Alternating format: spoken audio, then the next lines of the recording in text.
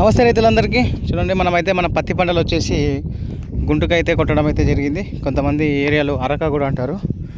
చూడండి మొక్కలు ఏ విధంగా ఉన్నాయి చూడండి. ఎందుకంటే వర్షం అనేది కంటిన్యూగా పడుతుంది కాబట్టి మనకు కలుపు అనేది ఎక్కువ మొత్తంలో వచ్చే అవకాశం అయితే ఉంటుంది. కాబట్టి మనకు 3 డేస్ అయింది వర్షాలు లేక. అందుకోసమే మళ్ళా ఈ కలుపు అనేది ఎక్కువ మొత్తంలో పెరిగితే మళ్ళీ ఇబ్బంది అవుతుంది. కాబట్టి కొద్దిగా ఉన్నప్పుడే పాసుకుంటే మనకు కలుపు సమస్య అనేది తగ్గుతుంది.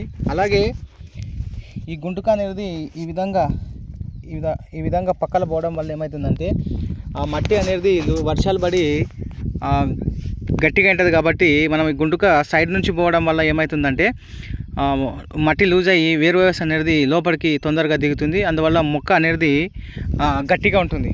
కాబట్టి అందుకోసమే గుంటుక మనకు ఈ అరక అనేది ఎంత తొందరగా తోలుకుంటే అంత మొక్క అనేది తొందరగా ఎదగడం అయితే జరుగుతుంది. ఇంకొకటి మెయిన్గా వచ్చేసి ఈ పలుగ అనేది చూడండి, చాలామంది మొదటిసారి కొట్టే బదులు ఈ పలుగ